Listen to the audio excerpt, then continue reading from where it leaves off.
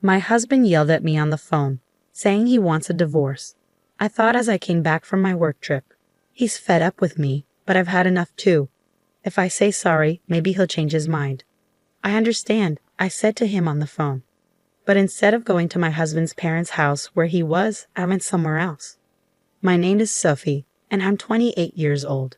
I got married to David, who is 2 years older than me, 3 years ago. To be frank, David is the son of the future CEO of the company where I work. Originally, I worked somewhere else. But after marrying David, I changed jobs. Now, I'm working hard in the same company as him, aiming to become the CEO's wife someday. David wasn't sure about me working there, but when the current CEO, who is his dad, ordered it, there wasn't much to discuss. My job keeps me really busy, and I often have to go on long business trips. We've been wanting to have a baby, but with our hectic schedules, it's been hard to relax enough for that. Lately, things between David and me haven't been great. We're both really busy, and we end up arguing about small stuff a lot. Just the other day, David got mad at me as I was getting ready to leave for work. "Hey Sophie, why didn't you wake me up when I asked you to?" "I did wake you up a few times, David, but you yelled at me to leave you alone and said you'd wake up by yourself, so I went ahead and made breakfast." "What? I never said anything like that. Don't lie to me." "I'm not lying. I tried to wake you up at least 20 times, and your alarm was blaring the whole time. You can't imagine what's going to happen if I'm late today. I'll get chewed out by my dad again. Why do I have to be the one who gets yelled at when it's his fault for not waking up?" At first, I put up with my husband's unfair scolding, but eventually, I started standing up for myself. This led to a big fight recently where he said, "I want a divorce." Thankfully, our in-laws stepped in and stopped things from getting worse. Still, I was getting really tired of him bringing up divorce every time we argued. One day, while I was getting ready for a business trip, my husband came up to me looking upset. "Hey Sophie, you're leaving for another trip, huh?" My husband always calls my business trips like they're not important. It's not just a trip, it's a business trip. "Why do I have to keep explaining this to you?" I replied, feeling frustrated. "Must be nice always going on trips and neglecting the housework. You're probably just going sightseeing after pushing all the house chores on me, right?" "Listen, that's enough. This is for your company, you know. Why can't you just accept that it's a business trip?" I can't imagine how it's like to be a rookie like you going on a business trip. Being so useful is pretty much just like a trip. What the hell is wrong with you? Can't you tell the difference between a trip and a business trip? Well, it's the truth, isn't it? You say I'm dumping the house chores on you, but you've never done anything around the house when I'm away on a business trip. When I'm not around, my husband only ever orders takeout, leaves the laundry piled up, and doesn't even take out the garbage. Despite doing nothing, his attitude gives me so much stress.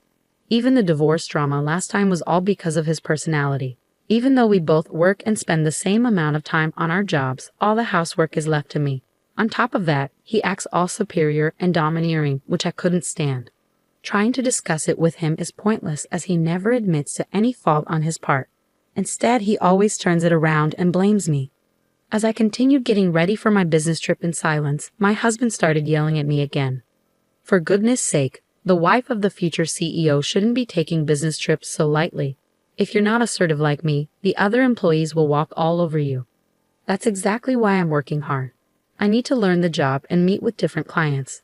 And yes, being the CEO's son helps.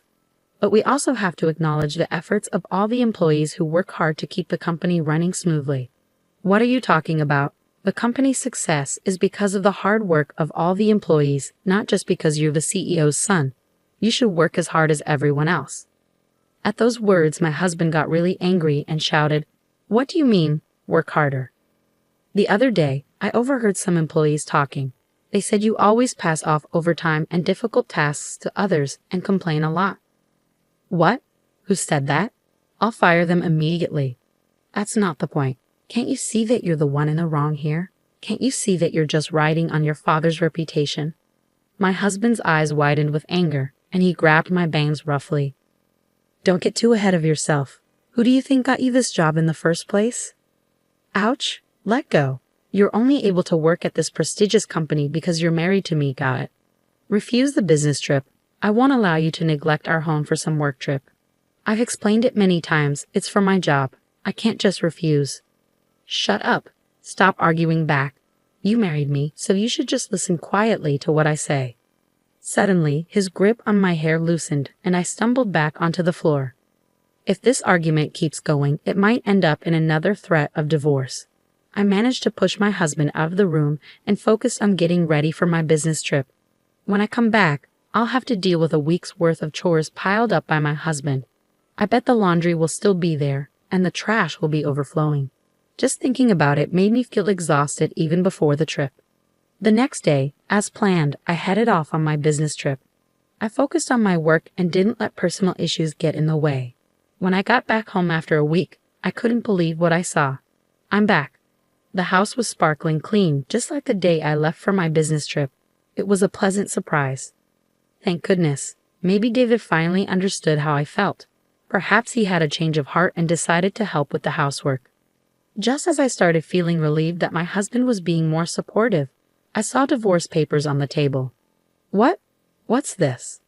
There was a note next to them saying, "I'm going back to my parents' place. We're getting a divorce." Panicked, I quickly called my husband, and he picked up right away. Huh? Did you even read the divorce papers? His casual tone angered me, and I snapped back.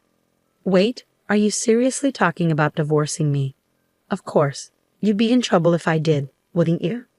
Don't talk about divorce so casually. Then my husband, sounding smug, said, "If you're going to take it that seriously," and started laying out conditions. "If you start taking care of the house and listen to me, I might think about canceling the divorce. But of course, no more trips." What? Like you, it wasn't just a trip. Huh? Are you talking back? If you are, then I'm divorcing you. You're such a nag. A nag? He calls me a nag when he can't even do a single thing around the house himself. If he's up for it, so am I. Fine. If you don't want to get divorced, then come and apologize. Do you understand? Holding back my urge to argue, I replied calmly, "Okay, I understand. You should have listened to me from the beginning. Now come quickly." With that, he hung up. Instead of going to my in-laws' house where he was, I headed to City Hall. I submitted the divorce papers and they were accepted without any trouble. I was officially single again. 3 hours later, while I was packing up at home, my ex-husband came back with his mother, probably fed up with waiting for me. As soon as they saw me, they started hurling insults. "Hey, how long are you going to keep me waiting? That's right, you're a failure as a wife, yet you're out having fun. You should be taking care of David." Taking care of? How old is David? He's older than me, isn't he? I fired back, feeling frustrated. As I retorted, their brows furrowed in anger. Shut up, stop being stubborn, and apologize quickly. We're really going through with the divorce. If anyone will be in trouble if we get divorced, it's you, Sophie. You could have been the wife of the next company president, and you're okay with acting this way. And you. If you divorce me, you won't be able to live in this luxurious lifestyle. Are you okay with that? Well, I never thought you were a good match for David in the first place, so I really don't care. At a loss for words, my ex-husband grinned devilishly. Fine, this is your last chance. If you don't apologize now, we're getting a divorce. I'll even kick you out of the company. Decide quickly.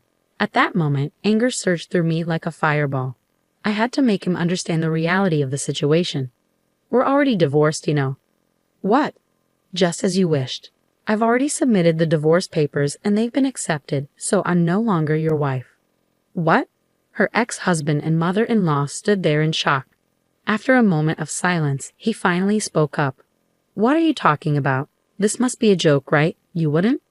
Why would I lie? If you don't believe me, you can check the records yourself. No way. Suddenly, the mother-in-law, who had been listening, started to shout. Wait, Sophie, what have you done? You've put divorce on David's record, our future CEO. It was your son who gave me the divorce papers first. All I did was submit them. Stop making excuses. Cancel the divorce right now. Do you understand? I'm sorry, but once the divorce papers have been accepted, they can't be canceled. And I have no intention of canceling anyway. What?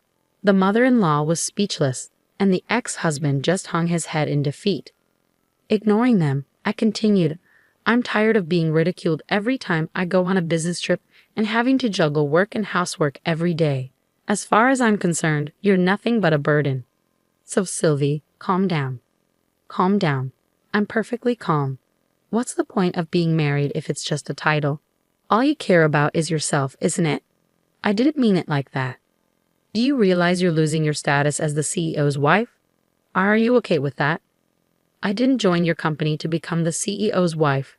I don't know how much you've been spoiled, but I didn't marry you to take care of you. Are you really willing to give up this lifestyle? If you just wait a little longer, you could become the CEO's wife. I absolutely refuse to keep being your caretaker. I'm not your mother. Just go and live your life on your own. With an intensity like never before, my husband was completely teary-eyed. His mother-in-law took her turn, stuttering out her final provocation. What if you divorce David? You'll also lose your job. And what if I do? What? I've already informed your father that I'll be quitting the company. What? The mother-in-law and ex-husband's eyes widened in surprise. To confirm, my ex-husband started calling his father. After a few rings, his father answered, and he put the call on speaker. Dad, listen to this. Sophie decided to divorce me on her own. Yeah, I heard. She told me she's quitting the company too. She's so selfish. Can't you fire her immediately with your CEO powers? Well, I guess I should fire someone ASAP. You. Yeah, that's right. Wait, what? Instead of the stunned ex-husband, his mother-in-law turned to her husband. What do you mean by that? There's nothing to explain. David is a liability who doesn't contribute anything to the company. I'm disappointed in his work ethic. Wait, what? How can you suddenly say that about our son? Stay quiet, the father-in-law firmly told his wife. David, your performance at work is lacking. You misuse company resources, make inappropriate advances towards female colleagues, and complain about trivial things like the cafeteria. You're just not cutting it. Do you think I don't know that your subordinates consider you incompetent? No, that's not true. It can't be. I can't protect you any longer, even if you're my son. You understand this, right? Just because you're the boss's son doesn't mean you get special treatment. But that doesn't mean you have to fire me. The only thing I can commend you for is marrying a capable wife. Sophie will continue to work for the company, but you're fired, David. At his father's words, my ex-husband's eyes widened in shock. Unfazed by his reaction, the father-in-law continued, Unlike you, Sophie is diligent in her work and brings in a lot of contracts. She's highly respected by our clients. Many companies have chosen to work with us because of her. But she was only sent on business trips because she's new. Don't be ridiculous. We trusted Sophie, so we gave her more responsibilities. You made fun of her, calling it a vacation or something, didn't you? No, I didn't.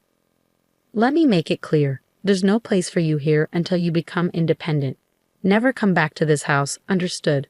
No way. And so, my ex-husband was disowned by his father-in-law, lost his job, and couldn't even return to his parents' home. When his mother tried to defend him, his father blamed her for spoiling him and gave her a divorce notice too. They used up their savings to live in an apartment, but they struggled to find work, and their unemployment continued. I still received messages from my ex-husband. Sophie, I was wrong. I won't make fun of you anymore. I promised to take care of myself, so please come back. I can't take it anymore. Help me. He was so persistent that I finally blocked his number. I shouldn't have to deal with that mama's boy anymore. On the other hand, I'm still working hard under my father-in-law, who is now the CEO.